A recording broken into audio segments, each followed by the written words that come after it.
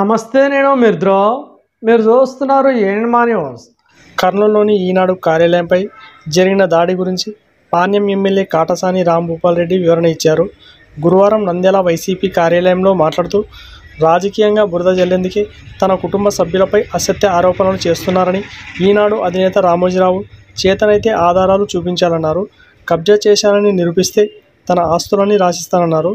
తప్పుడు కథనాలపై నిరసన తెలిపితే జర్నలిజంపై దాడి చేశారని అంటారని ప్రశ్నించారు.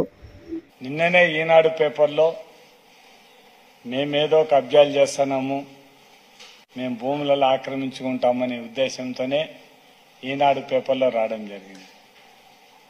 రాజకీయంగా నేను ఉన్నాను, నన్ను టార్గెట్ చేసి రాసిన దానికి నేను ఫీల్ కావడం లేదు. కానీ మా కుటుంబ సభ్యులకు ఎటువంటి సంబంధం లేని గురించి రాయడం అనేది చాలా బాధాకరం.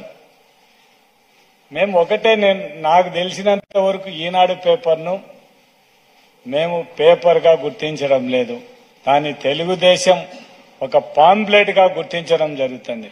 సంబంధం లేని రాసి ఒక్క పార్టీకి సపోర్ట్ చేసే విధంగా వార్తలు రాయడం అనేది ఎంతవరకు ఒక పత్రికకు ఎంతవరకు అనేది ఆలోచించాల్సిన అవసరం ఉంది.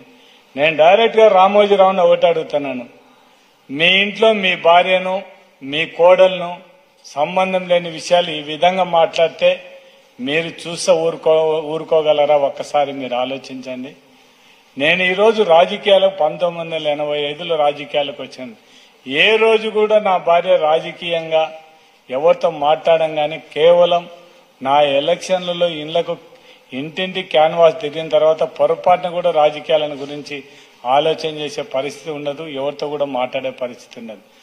మీరేదో మా భార్య ఏదో సెటిల్మెంట్ చేస్తుంది, వచ్చి డబ్బులు ఇచ్చే పని చేస్తుంది. మీకు ధైర్యం ఉంటే, మీకు ఎవడని చెప్పినోడు ఉంటే వాళ్ళని తీసుకొచ్చి పెట్టండి. మా ఎదురుగా మీరు ప్రూఫ్ చేపిస్తే ఖచ్చితంగా మాకు అభ్యంతరం లేదు.